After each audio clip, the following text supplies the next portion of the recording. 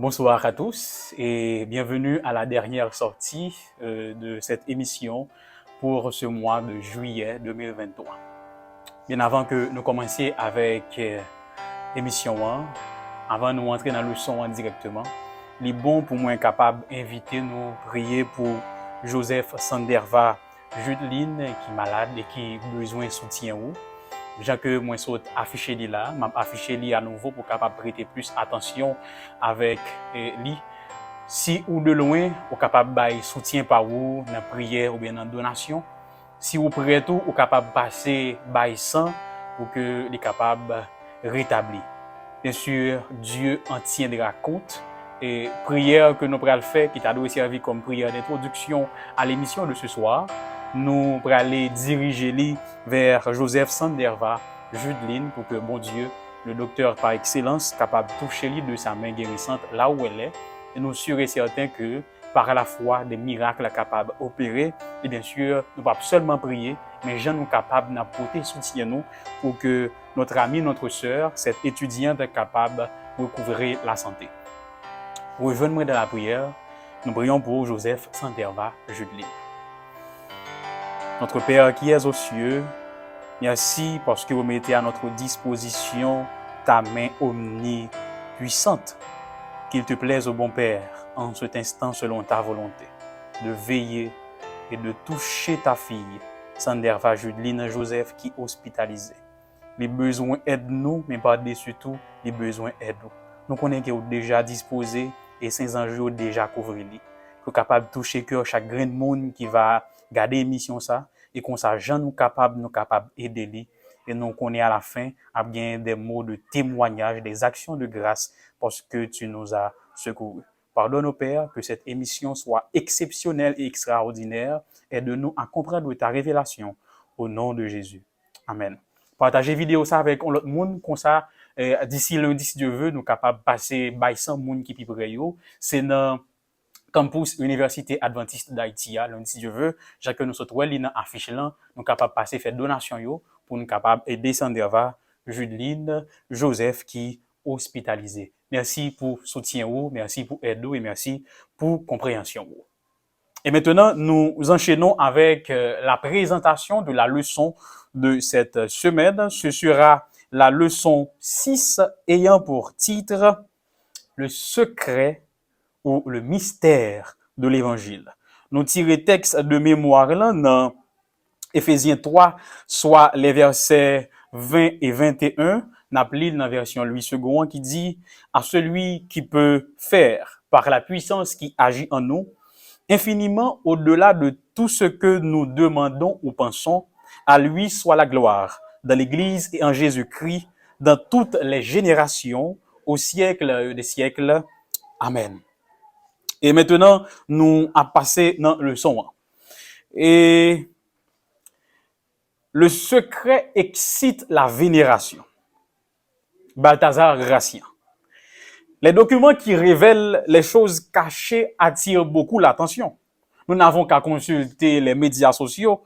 Là, il y a un message, il y a un fait, il y a une photo ou bien une vidéo qui t'a dû rester privé. Et puis, les trouver accidentellement publié sur les réseaux. Les gens affluent comme les chacals qui sentent l'odeur d'un corps en décomposition.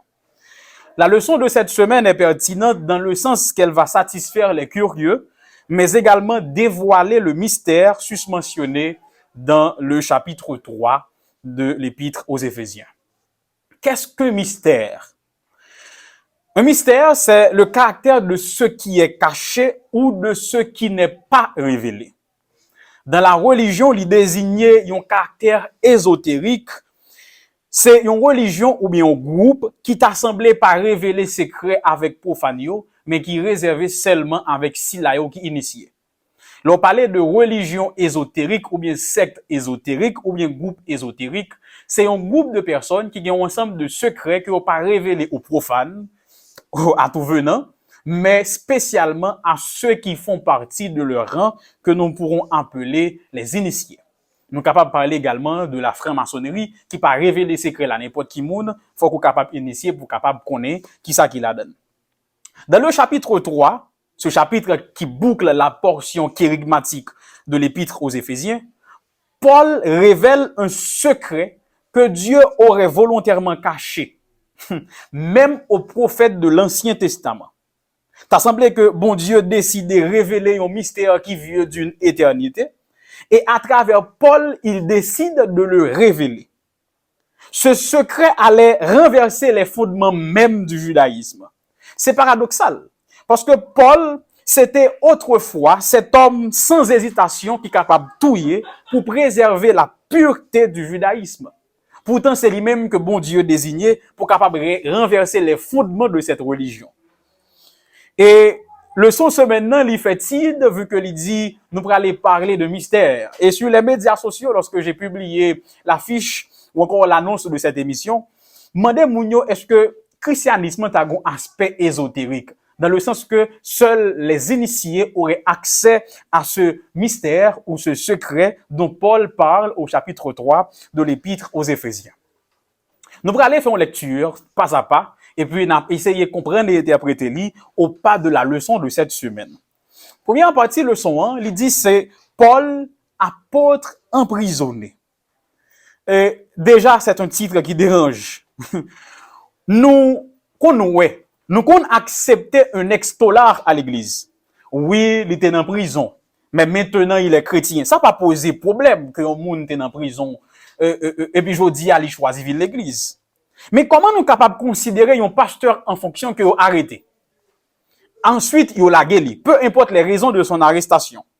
À coup sûr, la communauté chrétienne l'aurait rejeté et radié. Nous avons dit que pour nous capable de préserver l'église là, pour éviter scandale, nous ne pouvons pas accepter un pasteur qui a été arrêté. Donc, nous aussi, nous l'aurions condamné. Mais encore pire, c'est que à l'époque de Paul, tout se reposait sur l'honneur et le nom.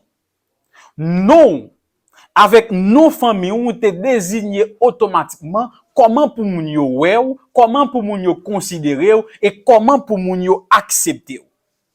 Si la crucifixion était la mort la plus honteuse de l'époque, l'emprisonnement c'était une plus gros acte déshonneur qui était existé. D'ailleurs, à l'époque, le moun yo arrêté, donc yo emprisonné li. Prison pas gain aucun confort là dans l'état que ça gagne aujourd'hui là. D'ailleurs, il y a des prisons aujourd'hui qui ont une télévision. Dans l'époque là, il pas trop utiliser prison pour une longue durée parce que mettent en prison en attente de jugement qui c'est généralement l'exécution, donc ils mettent en attente de procès qui généralement qu'on suivi de une exécution. Donc Paul non seulement en prison, ça qui atteint honneur avec non li. Deuxièmement, il était dans une situation très inconfortable. Et pour qui ça moins commencer comme ça? C'est parce que au premier verset du chapitre 3, il dit moi, Paul, le prisonnier de Christ pour vous païens. Pour qui ça moins parler de ça? C'est parce que non seulement la prison c'était un rôle social, mais Paul semble-t-il ne s'inquiète pas pour son nom, mais plutôt pour l'état émotionnel de l'église en apprenant cette nouvelle. Parce que dans tête Paul, il dit, si moun yo apprennent que dans prison, que j'ai fait de la prison, que je suis en prison, que je suis emprisonné, certains pourraient abandonner la foi, cap dit, bon, si on arrête Paul pour l'évangile, moins toi qu'arrêter, donc pas me quitter l'église parce que m'pas fin faire déshonneur tomber sous famille moins. Deuxièmement, des moun qui était comme mal ouais un apôtre qui est en prison. Parce qu'un apôtre, c'est un envoyé de Dieu. Et celui qui est en prison, nous concevons comme quelqu'un qui est en contradiction avec la loi. Oh, il y a un homme qui est bon Dieu voyez, et puis arrêtez-le. Mes amis, on essaie d'imaginer les amis mieux. Pour aujourd'hui, là, un envoyé de Dieu, un pasteur, un officier d'église, peut être arrêté. Comment ça? Un pasteur adventiste en prison? Ou t'attendez combien de monde qui t'a commencé à faire toller, qui a commencé à parler? Parce que comment se fait-il un homme de Dieu, il est en prison, donc en contradiction avec la loi. Mais ça qui attire l'attention, tout comme l'attention de l'auteur du questionnaire, c'est que au verset 1, Paul dit qu'il est non pas le prisonnier de Rome, mais plutôt le prisonnier de Jésus. Il dit en ces termes, même en prison, il reste dans le plan de Christ. Donc, pour Paul, emprisonnement servit comme témoignage pour païen. Pour Paul, son emprisonnement servit un moyen pour que bon Dieu capable de toucher l'autre à travers la bonne nouvelle. Donc, dans l'intention de Paul, son emprisonnement n'est pas un acte isolé ou un acte qui échappe au contrôle de Dieu et à sa mission, mais plutôt une étape de la mission que Dieu a confiée à Paul. Et puis c'est là, mon petit Jean choqué, un homme lié avec des chaînes et qui souffre, arrive à entrevoir le plan de Dieu pour sa vie. Et c'est là que je commençais à reprocher tête moins toutes les fois que je pensé à quitter mission que bon Dieu confiait à cause d'une situation inconfortable. Et c'est là que je senti me commencer coupable pour toutes les fois que j'ai pensé à abandonner la foi à cause des situations inconfortables ou bien à cause de impasse de difficultés que je rencontrais dans la course chrétienne ou bien tout à situation qui est capable de jeter des honnêtes sur l'homme avec famille. Je me dis, regardez, Paul, qui était inconfortable alors que je suis confortable. Et puis, moins des fois, je pensais à abandonner la foi. Tandis que Paul lui-même, dans l'une des pires des situations, l'arrivée, ouais, que Dieu a un plan pour sa vie.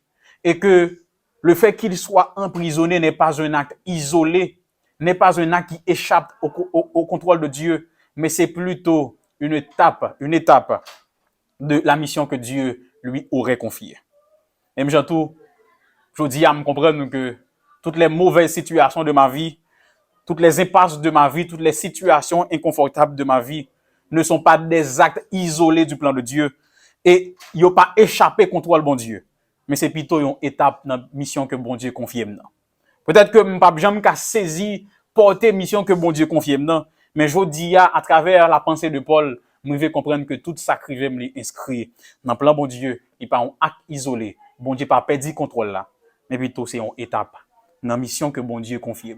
C'est un coup un puzzle, faut qu'on prenne tout petit parti pour coller ensemble et pour faire garder pour comprendre qui sens image la gagne. Peut-être que ou même ou pas comprendre sens la vie aujourd'hui. Ou pas comprendre pour qui sa situation s'est présentée devant vous. Ou pas comprendre pour qui ça dans la vie aujourd'hui. Ou pas comprendre pour qui soit vivre aujourd'hui. Mais Paul dit non pas inquiéter nous. Même si nous sommes inconfortables, même si situation a traversé, il est capable de jeter des honneurs sur famille nous. Même si son situation qui porte atteinte à notre personnalité, tant que c'est pour l'évangile, ne vous inquiétez pas, Dieu est au contrôle de tout. Et que cet acte est capable de contribuer à l'avancement de l'œuvre de Dieu. Sans façon pour Paul dit nous, faites de nos situations difficiles un moyen pour que l'évangile atteigne les autres. Son façon pour Paul dit nous, faites de situations difficiles nous, faites de difficultés nous, un moyen pour que l'évangile là capable atteindre l'autre. Oui, attitude nous, façon nous ouais moment difficile là, capable un moyen, capable un gros témoignage en faveur de ce Dieu aimant bienveillant qui nous aime et qui veut par-dessus tout nous sauver. Et nous sommes capables de continuer rapidement le mystère de l'évangile. Éphésiens 3, versets 2 à 6, maintenant Paul va révéler le secret. Roulement de tambour. Roulement de tambour. Quel est le secret? Quel est le secret? Et nous lisons Éphésiens 3, versets 2 à 6. Si vous avez une Bible courante dans mes mains, pas la même version avec moi parce que moi, je vais aller considérer de préférence la version NBS ou bien BDS, la version Summer, je trouve qu'il est explicite pour une fois. Vous avez très certainement appris quelle responsabilité Dieu, dans sa grâce, m'a confiée à votre égard. Par révélation, il m'a fait connaître le secret de son plan que je viens de résumer en quelques mots.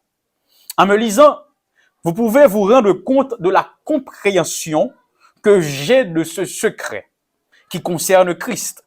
En effet, Dieu ne l'a pas fait connaître aux hommes des générations passées, mais il l'a révélé maintenant par le Saint-Esprit à ses apôtres, ses prophètes, qu'il a consacrés à son service. Et ce secret, c'est que par leur union avec Jésus-Christ, les non-juifs reçoivent le même héritage que nous, les juifs. Ils font partie du même corps et on part à la même promesse, par le moyen de l'évangile. Fin de lecture. Voici le secret de l'évangile. Voici le mystère dont Paul nous parle au chapitre 3 de l'épître aux Éphésiens. En nous continuer. Paul dit que bon Dieu confiait une responsabilité. Laquelle?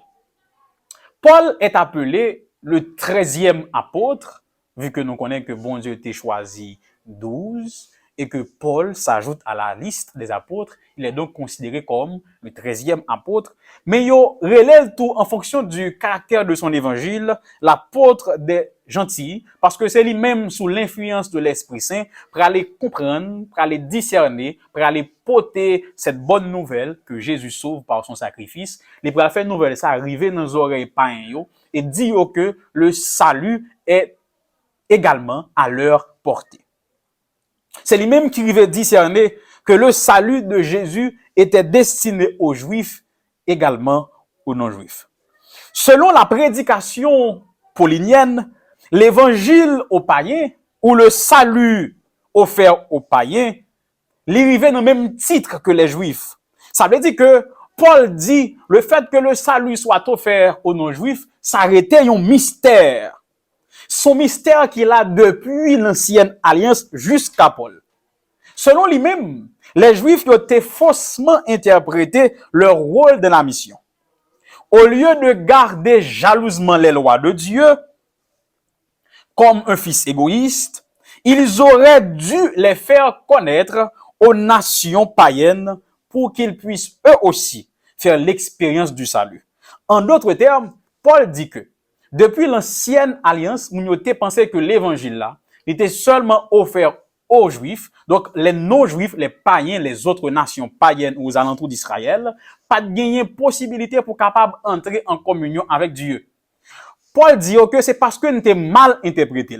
Ça c'est une. Mais deuxièmement, nous prenons nous compte de ça tout, que Paul dit, c'est intentionnellement que bon Dieu serrait parti ça dans la révélation. Le fait que moun yo te pensé l'évangile là c'était seulement pour juifs yo, Paul a dit que bon Dieu te serré secret ça intentionnellement. Il te serré parce que te gon temps, il te voulait révéler à nous toutes. Et c'est dans le moment Paul là, et c'est à travers Paul que bon Dieu pral révéler secret ça. Donc il dit que au lieu pour les juifs te kembe l'évangile là comme un fils égoïste qui reçoit un jouet, plutôt yo te mettait à disposition toute l'autre nation yo et comme ça yo t'a vraiment comprendre vrai sens mission que bon Dieu lui-même lui confie yo. Donc Paul entreprend de révéler au grand jour le mystère de Dieu. Le mystère c'est quoi? Le salut des Juifs à la portée des Juifs est à la portée des Juifs comme aux non-Juifs. Les étrangers sont devenus des fils de la maison. Tout comme dans la parabole des ouvriers de la dernière heure, peu importe moment où vient dans champ, peu importe côté où sorti pour venir dans champ, n'a pour recevoir même rétribution. Le salut en Jésus par la foi. Et Paul arrivait booster révélation ça parce que il mentionnait que cette révélation est attestée chez les prophètes et chez les apôtres. Maintenant, de quel prophète parle-t-il? Paul pas fait mention des prophètes de l'Ancien Testament. Quoique Moïse, tout en tête parle, ouais, ça t'a pris vont les côté et Mounio, l'autre nation t'a entré dans la nation juive là. Mais pas un prophète Ancien Testament yo, qui t'arrivait comprendre clair et net que les non-juifs seraient égaux aux juifs. Oui, tu vois que tu as l'autre nation, tu as des étrangers qui t'ont entré. D'ailleurs, comme symbolisme, lorsque Israël a quitté Égypte, il y avait des Égyptiens dans leur rang. Ça t'a déjà annoncé qu'il y a bien des autres personnes d'autres nations, d'autres cultures, qui ont rejoint pendant que y a sorti Égypte, même jantou, il y a bien l'autre monde qui a joint juif. Mais là où joint juif, il y a toujours qu'un statut d'étranger. Il y a toujours qu'un statut d'étranger. C'est comme ça qu'on te concevoir. Mais Paul dit, attention, c'est pas ça. Mais c'est pas comme ça. Et puis, quand il y a un théologien qui dit, mais c'est la progressivité dans la révélation. Parce que la révélation de Dieu est progressive. À force que le temps passe, c'est à force que nous avons grandi, c'est à force que nous comprenons, que nous avons mieux saisi sens parole. Et Paul dit que cette révélation est attestée aussi chez les prophètes. Non pas les prophètes de l'Ancien Testament, mais chez les prophètes du Nouveau Testament. Les prophètes sont ceux qui reçoivent la révélation et les apôtres sont ceux qui l'enseignent au corps de Christ. Donc, le secret, c'est quoi? C'est que l'évangile n'exclut personne. Voici le secret. L'évangile là, il pour tout le monde. Et tout le monde à la honte bade, est capable de sauver dans Jésus. Pas une question juif, pas une question non juif, nous toutes, nous c'est petits de bon Dieu. D'ailleurs, c'est ça le thème de l'épître aux Éphésiens. Bienvenue à la grande famille de Dieu. L'on vient dans la famille ça, ou pas venir en tant qu'étranger, ou pas venir en tant que non-juif, ou pas venir en tant qu'haïtien, ou pas venir en tant que monde qui était perdu jadis, mais ou arriver dans la famille, hein, ou bien un statut de fils, un statut de co-héritier. Que moun nan te l'avant, que moun nan de race juive, que moun nan te peau blanche, que moun nan te parler hébreu, parler grec, que moun nan te un diplôme, que moun nan te professionnel, que te un profane ou autre, lui même tout, il c'est petit bon Dieu. Et nous toutes nous égales. Et gon l'autre bagay encore qui va attirer attention nous. Paul fait nous comprendre que ce ne sont pas les titres ou les niveaux d'études ou les années d'expérience qui nous qualifient pour la mission de Dieu. Parce que Paul dit que je suis le serviteur de Dieu par grâce. Il dit qu'il est un ministre de cet évangile par grâce. En ces termes, Paul retire dans balance là tout ça qui était qu'à suggérer, tout ça qui était qu'à faire au monde penser que il méritait position de 13e apôtre ou l'apôtre des gentils. Parce que en peu de monde qui a dit mais Paul arrive comprendre ça, c'est dû à son éducation parce que Paul a été éduqué par l'un des plus grands maîtres d'alors, Gamaliel. Mais qui ça Paul dit? Paul dit c'est pas éducation non, c'est pas expérience non qui fait ça aujourd'hui là. Mais c'est une faveur de Dieu, c'est une grâce. Donc Paul fait nous comprendre que c'est pas titre, c'est pas niveau d'études, c'est pas année d'expérience qui qualifie pour la mission de Dieu, mais c'est juste une grâce. Bien que les autres facteurs capables de contribuer pour capable bien faire mission, parce que l'inspiration n'exclut pas la documentation ou la recherche. Mais ça qui va attirer l'attention auteur leçon, c'est faire comprendre que une progression dans humilité Paul. Dans Galate, autrefois, Paul était prêt pour le courir camper pour dire je suis un ministre de l'évangile. Mais je dis, elle dit, c'est pipitia, c'est dernier. Maintenant, il ne revendique pas son statut d'apôtre, mais bien au contraire, il reconnaît l'effet de la grâce dans sa vie. Il dit que c'est pipitia. Et ça rapidement fait me penser avec une déclaration d'Ellen G. White que vous allez trouver dans votre brochure. Ellen G. White, dans son document Le meilleur chemin, page 62, il dit « Plus vous vous approcherez de Jésus, plus vous vous rendrez compte de vos lacunes, car votre vision spirituelle sera plus claire et vos imperfections offriront un contraste de plus en plus frappant avec la perfection de sa nature. » En d'autres termes, Ellen G. White dit que à force qu'un monde approche de Dieu, c'est à force que la prendre ni compte combien il est petit, combien il est infirme, combien il est malade, combien il est sale. Donc ça qui fait me comprendre rapidement, à force qu'on approche de la lumière, c'est à force qu'on peut qui saleté qui gagne sur radeau. Mais le rendre compte de saleté ça yo, on pas doit rétracter parce que Christ il longe main ban nous dit nous venir. Oui, nous connaissons sale, même préparer une robe propre pour vous, une robe blanche qui sans tache, m'a mettez le sur.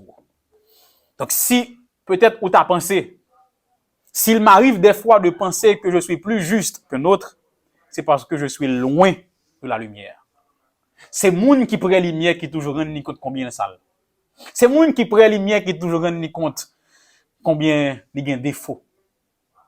Vous vous rendez compte que ça entre dans tout aspect de la vie. Sage là toujours fait même bouche li, mais l'ignorant toujours prêt pour capable grandir pour dire je sais quelque chose.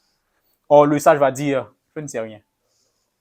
Comme avait dit ce grand philosophe Socrate, tout ce que je sais, c'est que je ne sais rien.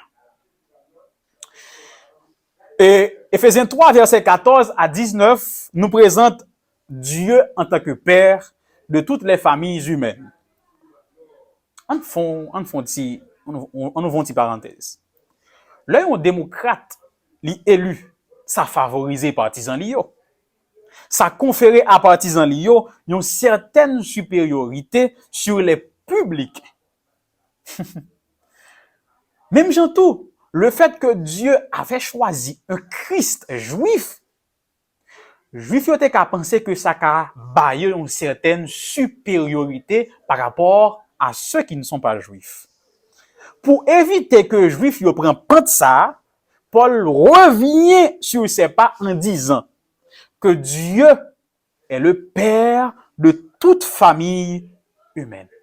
Aïe, nous pas comprendre. Ça veut dire que zanmim, dans la famille que vous avez, en dépit de ses imperfections, en dépit de ses manquements, en dépit de tout trou vide, problème, défaut que nous gagnons, caractère insupportable que nous gagnons, nos familles sont des familles de Dieu. En dépit de toute imperfection, nous, oui, problème rencontré dans la famille, ou, bah, on a problème avec madame, petite, hein? En dépit de comment la famille est constituée, Paul dit nous que nous avons un seul Père, et c'est Dieu. Ça veut dire qui ça? C'est que, bon Dieu pas gardé sous imperfection nous pour capable recevoir nous. Mais dans sa grâce, dans son amour, dans sa miséricorde incommensurable, il nous accepte tous. D'ailleurs, pas besoin d'aller loin. Que pensez-vous de la famille de Joseph? Bon, t'allez. Bon, yon famille dans la Bible qui était irréprochable. Bon, yon famille dans la Bible qu'on pas rien pour te reprocher. Ou après, en dépit de leur imperfection, bon Dieu choisit yo, et depuis yo laissé yo influencer par le Seigneur, yo voulait obéir, yo voulait marcher avec bon Dieu, il a privé certainement. D'ailleurs, première famille humaine, c'est Adam et Ève. En dans ce tillon, yon meurtrier Caïn qui tué frère là. Il a tué son propre frère. Seul. Et c'est de cette famille, la famille d'Adam et Ève, que Dieu pral enlever un homme Enoch. Et c'est de cette famille que Dieu va choisir Noé pour porter sa parole. Donc, quelle que soit l'imperfection que famille ou gagne aujourd'hui, d'ailleurs, m'a dit ça. Nous connaissons des cas, rendre compte de ça, oui. Quelle que soit l'apparence que famille ou gagne l'église dans la société, yo tout yo gagne problème. Yo tout yo gagne défaut par yo. Yo tout yo gagne tout par yo. Mais gagne qui est intelligent.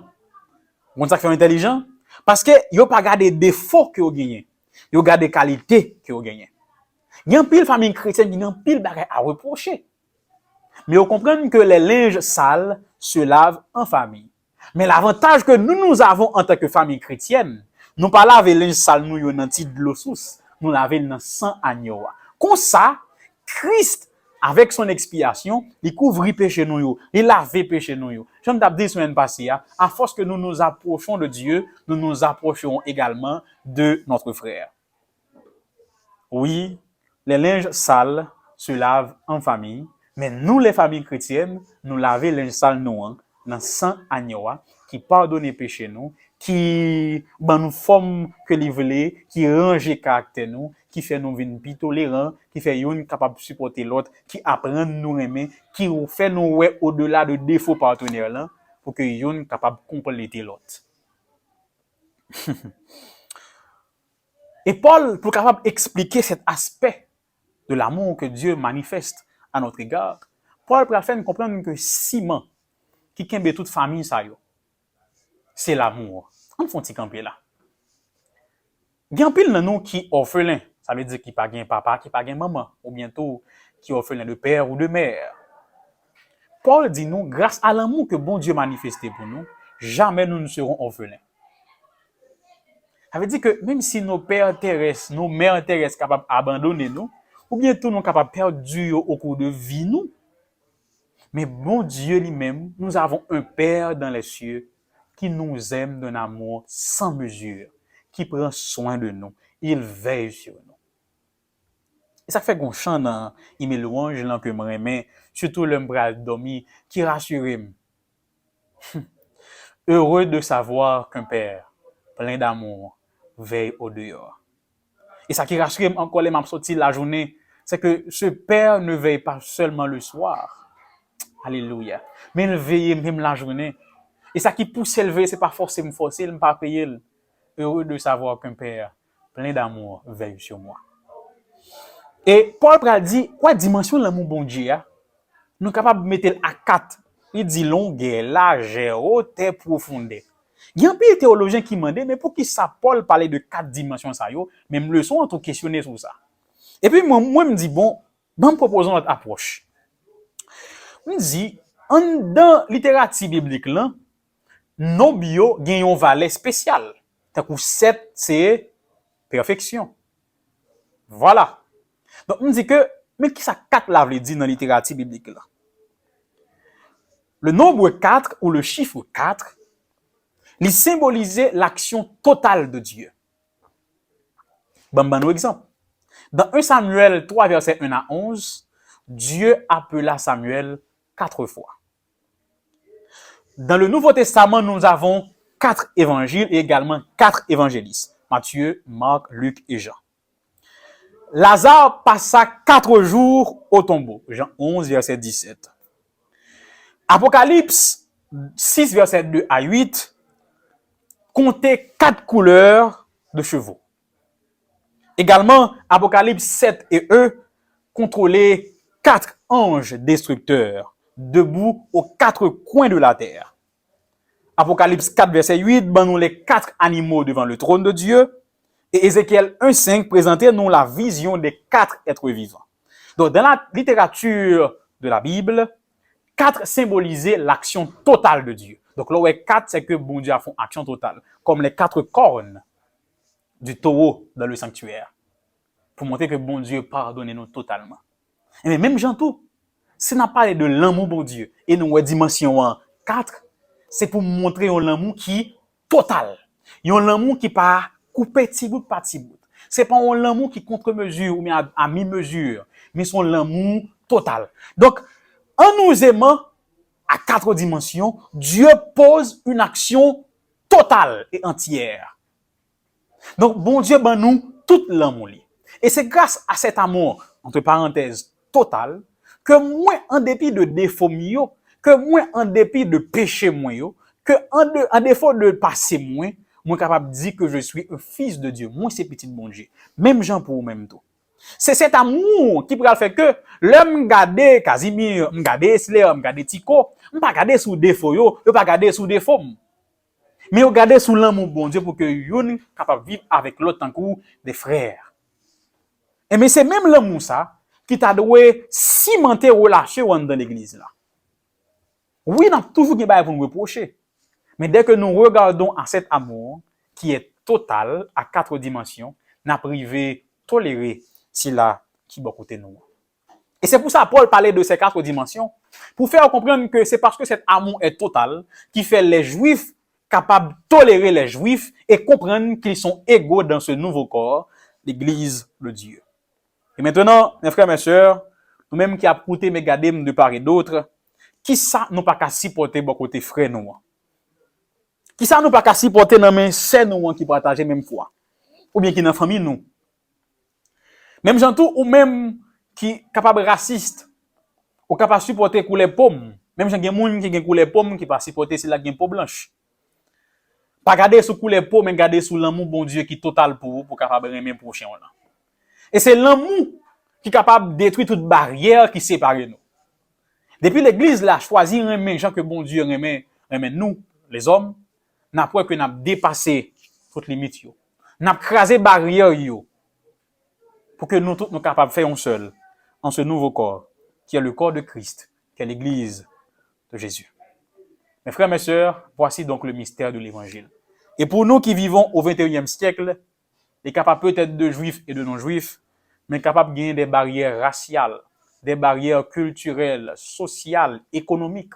C'est qu'on regarde des gens qui sont riches là en gens, on regarde des gens qui sont pauvres là en gens, on regarde des gens qui ont cheveux si en gens, on regarde des gens qui ont tête graine là en gens. Hein? On regarde des gens qui haïtiens en gens, on regarde des diasporas en gens. Tout ça a fait des barrières dans l'église là. Mais si nous apprenons à aimer les gens que bon Dieu aime nous, nous pouvons briser toute barrière ça yo. Pour que moi avec vous, en dépit de provenance, expérience passée nous, niveau nous, nous capable faire un seul poison crasé dans bouillon dans Jésus pour nous capable remplir mission ça. C'est lorsque l'église est unie et unifiés en Christ que nous sommes capables de prêcher l'évangile là et l'évangile là efficace. Pour nous capable de efficacité l'évangile là, pour nous toute puissance qui est dans l'évangile là, il faut que l'église unie entre nous et unie avec Christ. On va aller prier tandis que nous clôturons l'émission de ce soir pour que bon Dieu soit capable d'unir nous, faire nous au-delà de ces barrières que la société a mettées ou bien que nous-mêmes nous mettons dans l'église là, pour que nous soyons capables d'apprendre à aimer l'autre, accepter l'autre, tolérer l'autre, vivre ensemble pour l'évangile capable d'aller plus haut et plus loin. C'était les non-dits de la leçon 6, le mystère de l'évangile, texte de base, Éphésiens 3, les versets 20 et 21. Rendez-vous à casser samedi si Dieu veut pour une plus belle émission. On courte prière pour nous capables de séparer. Merci papa parce que vous acceptez moi Jean moyen dans l'amour. Et même l'amour ça tout, vous mettez le dans kem pour nous capable de aimer si la qui bon côté. Après Seigneur, apprendre nous aimer Jean que vous aimez. Si mais bien dans mi-temps nous, fais-nous apprendre tolérer et vivre ensemble. Oui, nous connaissons papa qui a pile bagaille pour nous reprocher. Mais s'il te plaît, aidez-nous capables de tolérer l'autre. Ben nous l'église qui unie, qui allait au-delà de ces barrières que la société nous impose. Mais surtout, imbibez-nous de la puissance de ton esprit, afin que nous soyons capables de porter l'évangile là au-delà des frontières. Merci pour cette émission. Merci de m'avoir utilisé pour l'explication de ta révélation. Que ces paroles restent ancrées dans nos cœurs, afin que nous puissions te servir comme toi tu le veux. Bénis cette semaine, bénis chaque auditeur, chaque internaute, mais surtout, Père, que tu touches notre sœur, notre amie, ta fille, Judeline, en ce moment, de ta main guérissante, et qu'on soit capable de témoigner de ta grandeur. Ainsi, nous t'en supplions, au nom de Jésus. Amen.